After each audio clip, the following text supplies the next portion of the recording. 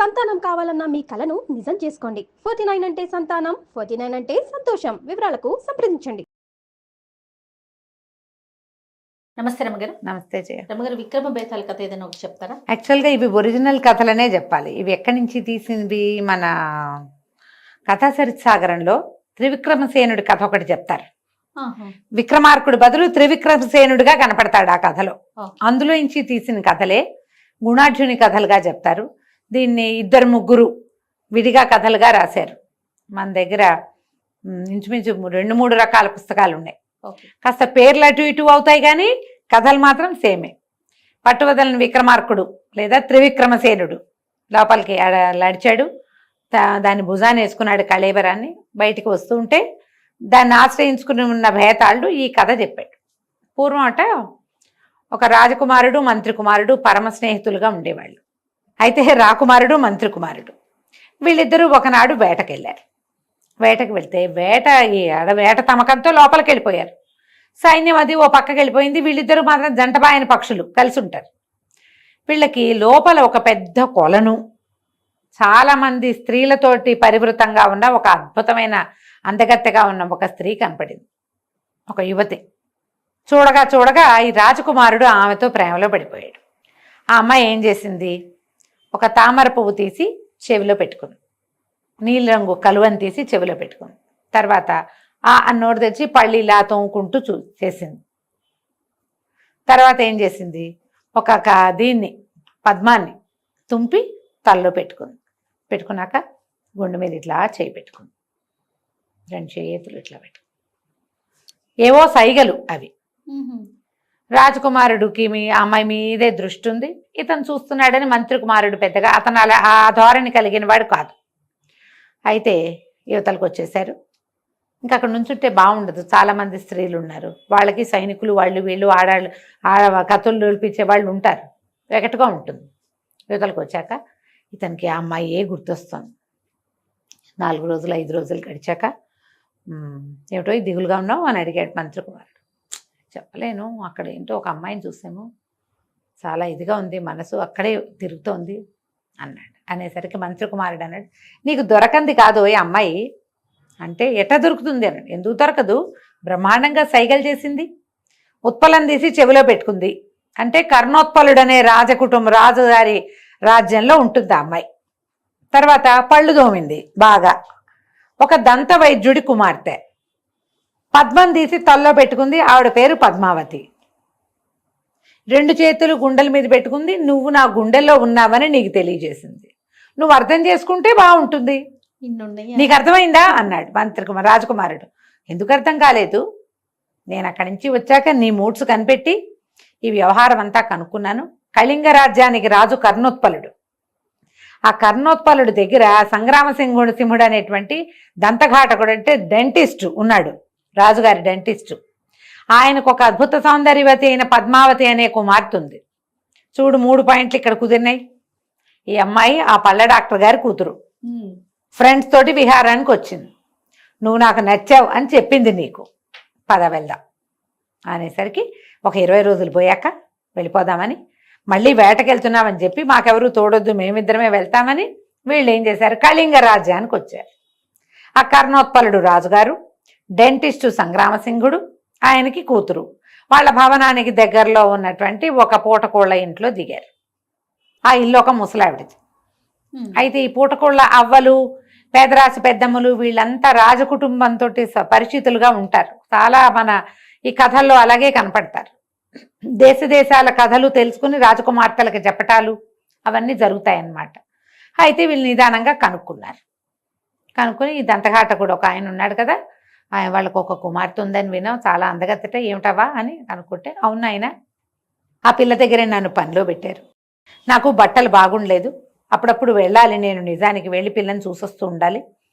మా అబ్బాయి ఏమో నేను ఏదైనా మంచి మంచి వస్త్రాలు అక్కడి నుంచి తెచ్చుకుంటే మా వాడు వస్త్రాలు పట్టుకుపోయి అమ్మేసుకుంటాడు, ఈ చింకి పాతలతోటి ఉన్నాను నేను, ఈ గుడ్డలతోటి ఆ భవనంలోకి వెళ్తే బాగుండదని ఏదైనా మంచి వస్త్రం ఏర్పడ్డప్పుడు వెళ్దాంలే అని ఊరుకున్నాను నాయన అంటే, మంత్రి కుమారుడు చాలా ముద్దుగా ఏమన్నాడంటే, ఈ ఉత్తరీయం తీసుకోవ్వా, చక్కటిది, మా వైపు బాగా నేస్తారు, తీసుకోమని చక్కగా తన వస్త్రం ఆవిడకి ఇచ్చాడు.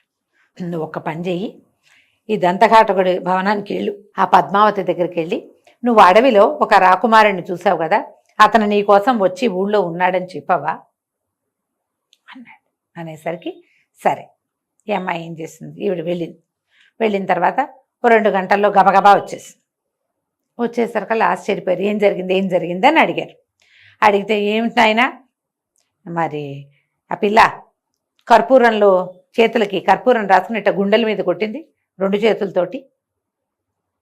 పిల్ల కోపం వచ్చిందో ఏమిటో, వేరే మగపిల్లల గురించి చెప్తున్నాం, ఇతర దేశపు రాజకుమారుల గురించి చెప్తుంటే ఆడపిల్లలకి నచ్చద్దా, ఆ అమ్మాయికి నచ్చలేదు, ఇట్లా కొట్టిందంటే దగ్గరికి వెళ్ళి చూస్తే కర్పూరంతో ఇలా కనపడుతోంది గుర్తు. ఇతను ఏమన్నాడు, ఈ రాజకుమారుడు డీలా పడిపోయాడు. దొరకదా అయితే మనకి ఈ అమ్మాయి, అయిపోయిందా అని డీలా పడిపోయాడు. మంత్రి కుమారుడు డీలా పడుకోయి, వెన్నెల రాత్రులు 10 పోనీయి తర్వాత వద్దుగానని చెప్తోంది. పౌర్ణమి రోజుల్లో 10 రోజులు గడిస్తే పౌర్ణమి తగ్గిపోయి చీకటి పడుతుంది. ఈ గోడలు ఎక్కేవాళ్ళు, అంతఃపురంలోకి వచ్చేవాళ్ళు ఎవరికి కనపడకుండా ఉంటారు. 10 వెన్నెల రాత్రులు పోనీమని రేపు చెప్పింది, ఊరుకుందాం ఉండన్నాడు. 10 రోజులు అయ్యాక మళ్ళీ అవ్వని పంపించారు.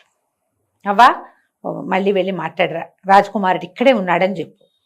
సరే అవ్వ వెళ్ళేసరికి అలా పిల్ల ఏం చేసింది, లత్తుకలో చేయి ముంచి 3 వేళ్ళు ఇట్లా బుగ్గ మీద వేసింది. అవ్వకి నవ్వు మొహమే పెట్టింది, కానీ ఏమిటో మొహం మీద వేసిందయ్యా 3 వేళ్ళు పిల్ల అని చెప్పేసరికి రాజకుమారుడు అంటే నెత్తురు కళ్ళ చూస్తానంటుందా ఏమిట్రా నాయనా అని భయపడ్డాడు.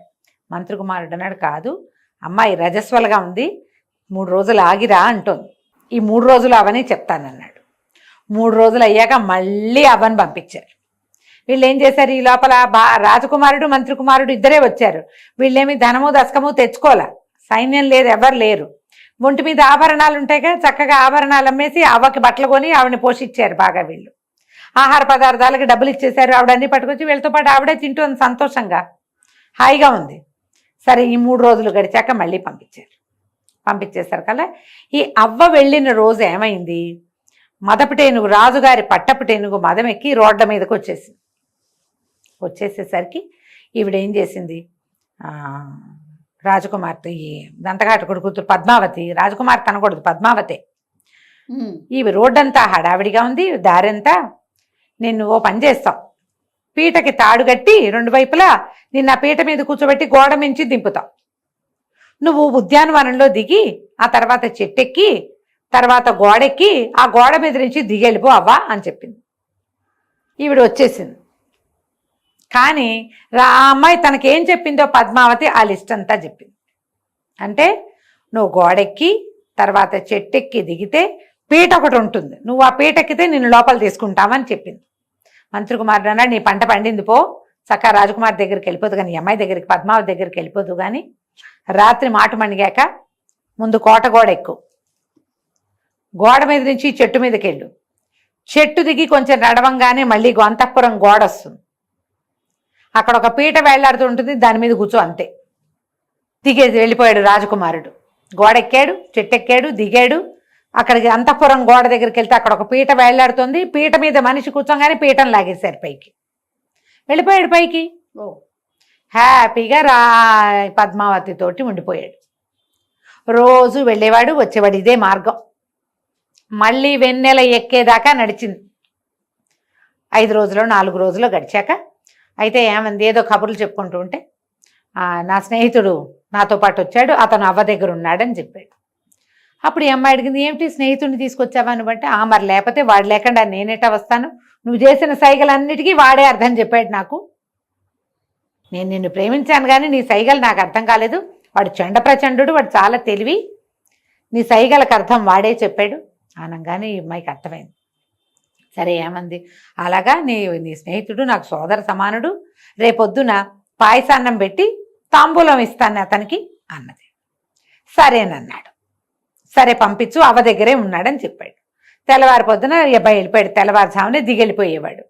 వెళ్ళిపోయాక పొద్దు కాసేపు పడుకుని లేచి తన స్నేహితుడికి చెప్పాడు, మంత్రి కుమారుడికి, పద్మావతికి నువ్వెంతో నచ్చావుటోయ్, నీ వల్లే నేను తనకి దక్కానని భావిస్తోంది, పాయసాన్నం పెట్టి తాంబూలం ఇస్తుందిట, పంపిస్తానందన్నాడు. సరే నవ్వాడు మంత్రి కుమారుడు, అలాగేలే అన్నాడు.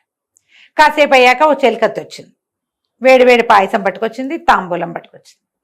పట్టుకొచ్చి ఇతనికి అప్పచెప్పి, పద్మావతమ్మ గారు భోజనానికి కాచు కూర్చున్నారండి, మిమ్మల్ని అక్కడికే భోజనానికి రమ్మన్నారు అని చెప్పింది.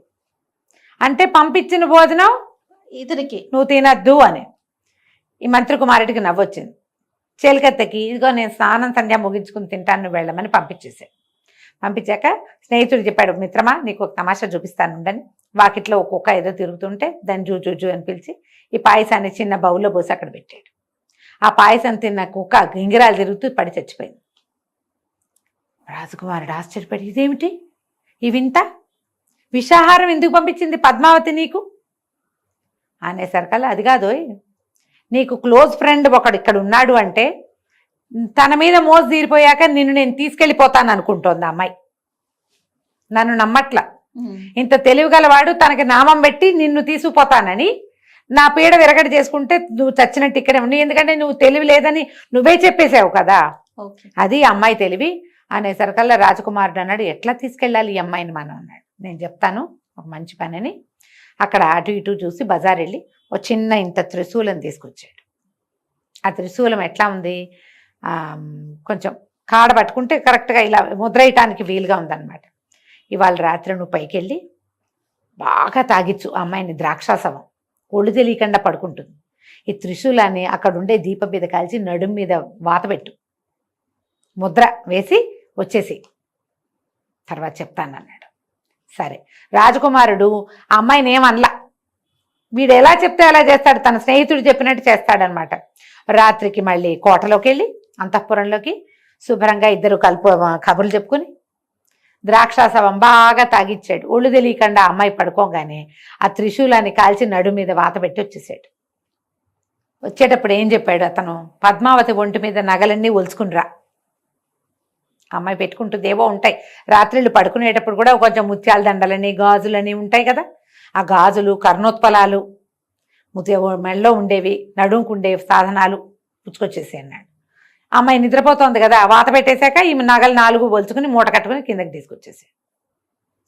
తీసుకొచ్చేసాక ఏం చెప్పాడు మంత్రి కుమారుడు, నేను శ్మశానం దగ్గర కూర్చుంటా, మునివేషం వేసుకుని తాపసి వేషంలో ఉంటా, నువ్వేం చేస్తావంటే ఈ ముత్యాల హారం పట్టుకెళ్ళి బజార్లో అమ్ముకురా. ఆ రోజు పొద్దున్నే ఏం జరిగిందంటే, రాజకుమారుడు మరణించాడు. ఊరంతా విచిత్రంగా చెప్పుకుంటున్నారు. రాజకుమారుడు గుండె పగిలి ఎలా మరణించాడు, చిన్నపిల్లాడు, ఒక 8-9 ఏళ్లవాడు. ఊరంతా శోక సముద్రంలో ఉంది. ఏ రోజైతే ఇతనికి పాయసం వచ్చిందో ఆ రోజు, పాయసం వచ్చిన రోజు, ఇది మర్నాడు పొద్దున ఈ పని చేశాడనమాట. ఈ ముత్యాల హారం అమ్ముకుని రమ్మని 12 గంటల వేళ పంపించాడు. మన రాజకుమారుడు ఏదో మామూలు ఒక శిష్యుడి వేషం, సింపుల్గా రాజకుమారుడిలాగా నగలు నాణ్యాలు అవి లేకుండా సింపుల్ ఒక క్యాజువల్ పౌరుడిలాగా వేషం వేసుకుని ముత్యాల హారం అమ్మడానికి వెళ్ళాడు. ఎవరైనా అడిగితే మా గురువుగారు ఇచ్చారని చెప్పు, అంతే. గురువుగారు శ్మశానం దగ్గర ఉన్నారని చెప్పు, ఇవే పాయింట్లు. అక్కడి నుంచి ఏమైంది, ఈ అబ్బాయి ఎప్పుడైతే ఈ నగబుచ్చుకుని రత్నాల వర్తకులు ఉంటాయి కదా, బంగారపు కొట్లల్లోకి వెళ్ళంగానే వాళ్ళు ఎవరో గుర్తుపట్టారు, రక్షక భటులను పిలిచారు. ఇవాళ ఉదయం దంతఘాటకుడి కుమార్తె అయినటువంటి పద్మావతి నగలన్నీ అపహరించబడ్డాయి. దాని మీద గొడవగా ఉంది. రక్షక భట్లకు కబురెళ్ళింది, ఈ నగ వాళ్ళదేనంటే అవును ముత్యాల హారం పోయిందన్నారు. ఇది ఈ లోపల తెలకత్తలు వచ్చేసారు, ఇదే అన్నారు. ఎక్కడిది నీకని కుర్రాడిని అడిగారు. అడిగితే కుర్రాడు ఏం చెప్పాడు, రాజకుమారుడు మా గురువుగారు ఇచ్చారు, దీన్ని అమ్ముకుని రమ్మన్నారు. ఎవరు మీ గురువు అంటే శ్మశానం దగ్గరున్న సిద్ధుడు. పద మీ గురువు ఎక్కడాడో చూపించని తీసుకుపోయారు ఆ సిద్ధుడు. వాళ్ళు ఆశ్చర్యపోయారు, ఈయనెవరో సాధువులాగా ఉన్నాడు, కుర్రాడే, వాడు వేషం వేశాడు, దొంగ వేషం. అయ్యా తమరు రండి రాజుగారి దగ్గరికి అని పిలుచుకెళ్ళారు. పిలుచుకెళ్తే ఏమండి ఈ నగలు అవి మీకు ఎలా వచ్చాయి, ఇంకా చూస్తే ఈయన దగ్గర ఇంకా నగలు ఉన్నాయి అంటే ఆయన ఏం చెప్పాడంటే, నేను 2 రోజులుగా ఈ నగరంలో ఉన్నాను, ఈ కుర్రాన్ని రాగానే శిష్యుడిని నా వెంట పెట్టుకొచ్చాను. నిన్న రాత్రి ఈ నగరంలో ఏదో జరగబోతోందని నేను నగరంలోకి వస్తే ఒక యోగినుల గుంపు కనపడింది నాకు. యోగినులు అంటే వీళ్ళు యక్షిణులు, వాళ్ళల్లో ఒక సమూహం అనమాట. యోగినులు అంటే వీళ్ళు శ్మశానాల్లోనూ అక్కడ సంచరిస్తారు. వీళ్ళు ఏం చేస్తారు, నరబలి ఇస్తారు. అయితే వాళ్ళల్లో ఉన్న ఒక యోగిని నేను చూస్తుండగానే రాజకుమారి హృదయ కుసుమాన్ని భైరవుడికి అర్పించింది. నా దగ్గరికి వచ్చింది. నాతో ఏదో వెకిల్ చేష్టలు చేయబోతే ఆమె నగలు ఊడలాక్కుని నడు మీద త్రిశూలంతో ముద్రించి పంపించా. ఆ నగలు ఇవి అని చెప్పాడు. చెప్పంగానే ఆశ్చర్యపోయారు. మీరు ఆ యోగినులు ఎటువైపు వెళ్ళారు అంటే నాకు తెలీదు, నేను అలా చూడలేదు, కానీ ఏవో భవనాల సమూహంలోకి వెళ్ళినట్టే కనపడింది. ఆ యోగినిగా ఉన్న ఆమె సాధారణ స్త్రీ కాదు, ఏదో ఉత్తమ జాతికి చెందిన స్త్రీగా ఉంది అనగానే రాజుగారు వెంటనే పెద్ద పెద్ద భవనాల్లో ఉన్న ఆడపిల్లలందరిలోనూ ఎవరి నడు మీద త్రిశూలం ముద్ర ఉందో చూడమన్నారు. చూసొచ్చారు. దంతఘాటకుడి కుమార్తె అయినటువంటి పద్మావతి నడు మీద త్రిశూలం ఉంది. ఆ ముసలమ్మలు అందరు ముసలమ్మలు పంపించారు చూసి రావడానికి. ఇగో వీళ్ళ అమ్మాయి నడు మీద ఉంది అనగానే ఆ పిల్లని పట్టేసుకున్నారు. ఈయన సిద్ధుడిని అడిగాడు, ప్రభు ఏం చేయమంటారు స్వామి ఈ అమ్మాయిని? ఈ అమ్మాయి వల్ల కదా రాజకుమారుడు చనిపోయాడు అనేసరికల్ ఈయన ఏమన్నాడు, చిన్న వయసు, యోగినిగా అయ్యుంటుంది, ఈ మధ్య తల్లిదండ్రుల నుంచి దూరం చేసి శ్మశానం దగ్గర వదిలిపెట్టండి, ఆ అమ్మాయి దాన్ని అమ్మాయి అయిపోతుంది, దాన్ని శిక్షిస్తే మీ వల్ల కాదన్నాడు. రాజుగారు సరేనని ఈ పద్మావతిని వాళ్ళ ఇంట్లో నుంచి బయటికి తెప్పించి సైనికులతోటి తీసుకుపోయి శ్మశానంలో విడిచిపెట్టించారు. యోగిని కదా, ఇంకా ఊళ్ళో ఉండకూడదు. రాజకుమారుడు మరణానికి కారణమైంది, రేపొద్దున ఎంతమంది కుమారుల మరణానికి కారణం అవుతుందో అది అనగానే అయిపోయింది. వాళ్ళ అమ్మ నాన్న లబోదిబోమని ఎడుస్తారు, మా పిల్ల యోగినిగా మారిపోవటం ఏమిట్రా దేవుడా అని. చిలకత్తలు అందరికీ తెలుసు, ఎవరో మగవాడి దీని దగ్గర రెగ్యులర్గా వస్తాడు తెలుసు వాళ్ళకి. ఎవరు నోరు తెరుస్తారు? నడు మీద ముద్ర అయితే ఉంది కదా, వాళ్ళు నోరు నొక్కుని ఊరుకున్నారు. అందుకేనేమో ఇది పెళ్లిగాని పిల్ల, వాడేమన్నా తీసుకొచ్చుకుంది, ఇలాంటివేవో ఊహిస్తాం కదా. ఇదిగో పూలంటే అదిగో తోక. శ్మశానం దగ్గర కూర్చుని ఏడుస్తుంటే మన రాజకుమారుడు మంత్రి కుమారుడు ఎందుకమ్మా ఇక్కడ పద మన ఇంటికి వెళ్ళిపోదామని ఆ అమ్మాయిని లేవ తీసుకుని తీసుకుపోయారు. శ్మశానంలోకి వెళ్ళిన పద్మావతి ఏమైందో ఎవరికి తెలియదు, యోగినిగా మాయమైపోయింది అనుకుంది. ఈ అమ్మాయి మాయమైపోయింది, వాళ్ళు వెళ్ళిపోయారు. ఈ కూతురు విరహంతో తల్లిదండ్రి ఇద్దరు గుండె పగిలి చనిపోయారు. అయ్యో, ఇది కథ చెప్పాడు బేతాళుడు. ఓ రాజా, ఈ తల్లిదండ్రుల మరణానికి కారణం ఎవరు? పద్మావత, రాజకుమారుడా, మంత్రి కుమారుడా, ఎవరు? సమాధానం తెలిసి చెప్పకపోయావో నీ తల 1000 వక్కలవుతుంది అన్నాడు. రాజుగారు అన్నాడు, అందులో తప్పేముంది? రాజకుమారుడు పద్మావతి వాళ్ళిద్దరి తప్పు కాదు, వాళ్ళిద్దరు కాముకులు, ఒకళ్ళ మీద ఒకళ్ళ ప్రీతి వాళ్ళకి. కాముకత్వంతో ఎలాంటిదైనా చెయ్యొచ్చు. వాళ్ళిద్దరూ వాళ్ళు కలిసి ఉన్నారు, కానీ వాళ్ళేమి ఇతరులకు ఏం చేసిందేం లేదు. ఇకపోతే మంత్రి కుమారుడు, అతను రేపొద్దున కాబోయే రాజకుమారుడి యొక్క కాబోయే మంత్రి. తన రాజుకి మంచి చేయటమే వాడి ఇది. దానికి ఎవరేమిచ్చినా సరే వాడి వృత్తి ధర్మంలో వాడికి ఆటంకం లేదు. అయితే ఇక్కడ తప్పు కళింగ దేశాన్ని ఏలేటువంటి కర్ణోత్పలుడిది. ఆయన ఈ సిద్ధుడెవడు, వీడు ఏ రోజు వచ్చాడు, ఆ రోజు రాత్రి వీడొకడే దాన్ని ఎట్లా చూశాడు, ఇలాంటి ఏ విచారణ చేయలేదు. చెప్పగానే పద్మావతిని తీసిపోయి శ్మశానంలో పెట్టేశాడు.